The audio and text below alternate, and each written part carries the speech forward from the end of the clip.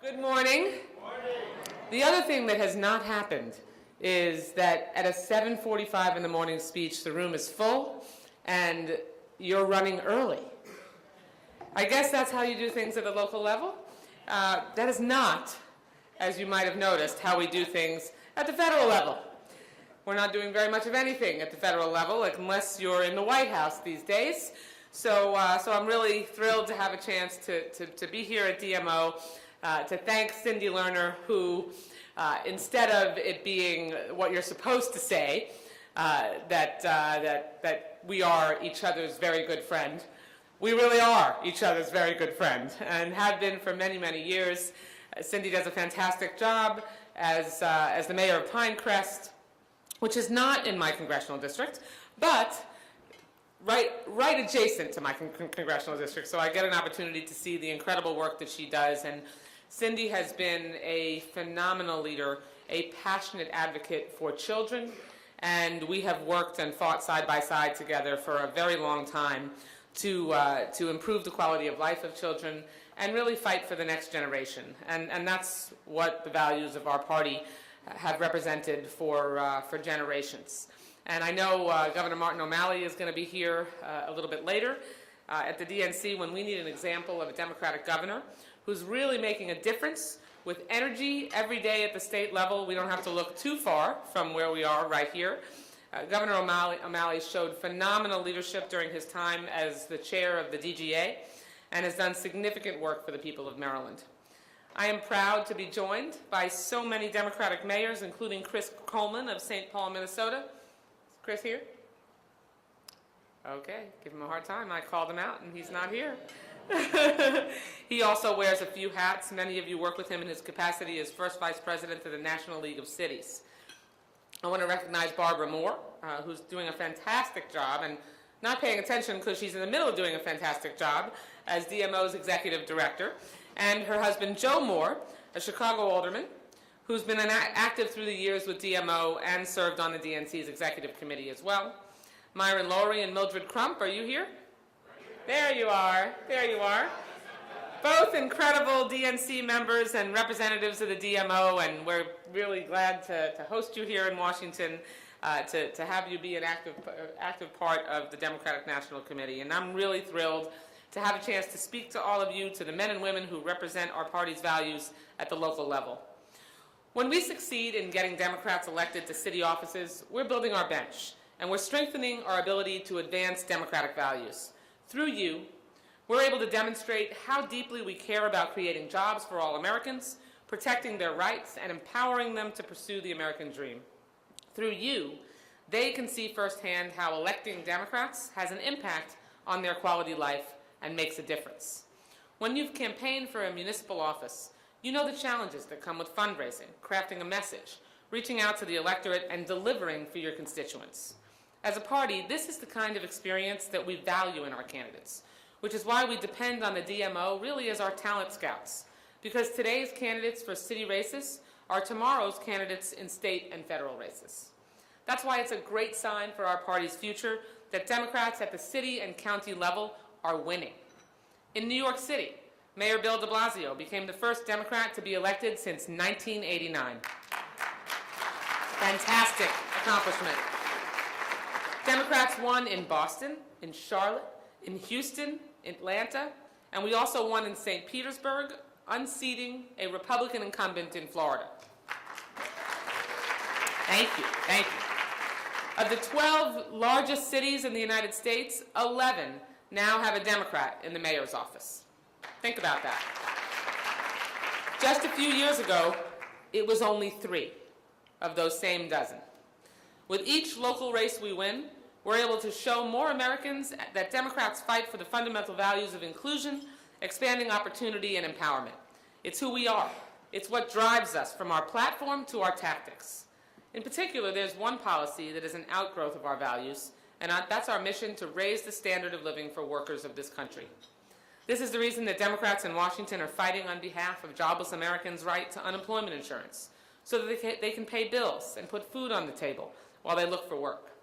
Unfortunately, Republicans in Washington have blocked an extension to unemployment insurance. Democrats have also made it a priority to raise the federal minimum wage because it's good for our economy and good for nearly 5 million people who would be lifted out of poverty. A recent survey found that 73% of Americans support raising the minimum wage to $10.10 an hour. Unfortunately, Republicans in Washington have repeatedly blocked this effort, and it faces an uncertain future here in Congress. Fortunately for the people of this country, there are elected Democrats and party activists at the local level who are not willing to wait around for Republicans in Washington. In Florida, we put an increase in the minimum wage in our Constitution and tied it to the cost of living. In SeaTac, Washington, our allies in the labor community fought for a raise in the minimum wage, and they won.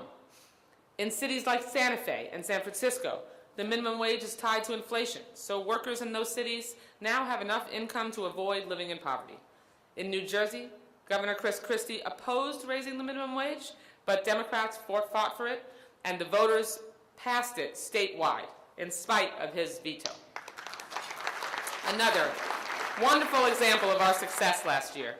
On other key issues central to our party, local Democrats are fighting for our principles, like a woman's right to make her own health care decisions. In Albuquerque, New Mexico, conservative groups pushed for an extreme abortion ban, one that didn't even include exceptions for rape or incest. But Democratic Party activists pushed back, and voters of that city rejected it. While the Republicans in Washington refuse to accept the truth about global warming and resist legislation that would protect our environment, cities led by Democrats from Boston to Berkeley have led the way in green building, recycling, and reducing air pollution. While Republicans fight against marriage equality and against bills that protect our LGBT brothers and sisters from bias in the workplace, we'll continue to be a party that is inclusive, that believes in expanding opportunity and empowering Americans no matter where they come from or who they love. These are bedrock issues for the Democratic Party, and that's why we're working hard at the national level to make sure Democrats are elected up and down the ballot, and that starts right at the local level with you. As chair of the DNC, I want to make sure that all of you know how deeply committed the DNC is to being your partner. Recently, at our DNC winter meeting, I had a chance to talk to Democrats and party activists across the country about our vision for 2014, 2016, and beyond. First, we announced the creation of the DNC Voter Expansion Project. It is no longer about just playing defense. We're really good at playing defense. We knocked down so many of those horrific voter suppression efforts by the Republicans. Some we weren't successful in knocking down, but now we are going on offense, my friends. We are going to go beyond simply protecting the right to vote to being the leader in expanding the vote. Voter protection has always been a key mission of the Democratic Party, and we've done excellent work through our Voting Rights Institute. But today's DNC is thinking about voting in an entirely different way. Through this program, the DNC will register voters, ensure every registered voter can vote, and that every vote is counted. And in Florida, I know a little bit about that, as you might imagine. Thank you. To expand the vote, we'll work with state parties to enhance voter registration efforts and change the landscape of the next election by continuing to expand the map. Now, I want you to take a walk with me down memory lane just a few years ago.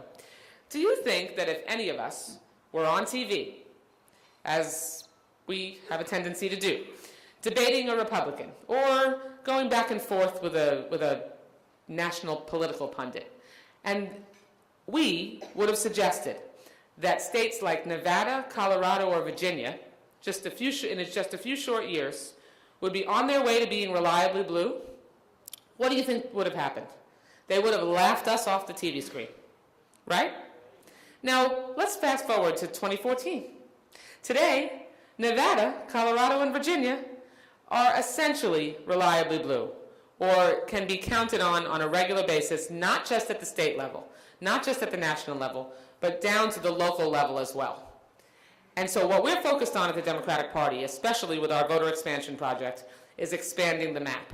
So, look out Arizona and Texas and Georgia, because you will be on your way from being red to being purple to reliably blue. And I ask you to think about this. When our Republican friends, to use the term loosely these days, when our Republican friends like to chuckle about our claims that we're going to make this kind of progress and we're focused on expanding the map, I'd ask you, and you can bring this up in polite parlor conversation when you're bantering back and forth with Republican colleagues, ask them to name one state in this country that is currently blue, that is on its way to being purple and becoming reliably red. They can't name one because there aren't any. Because the voters are coming our way. Because we are the party of inclusion. We are the party of empowerment. We are the party that brings people together, that focuses on building ladders to the middle class and making sure that everybody has a chance to succeed. So we're going to promote a National Voter Bill of Rights. And we're going to work with states to improve the voting experience for everyone.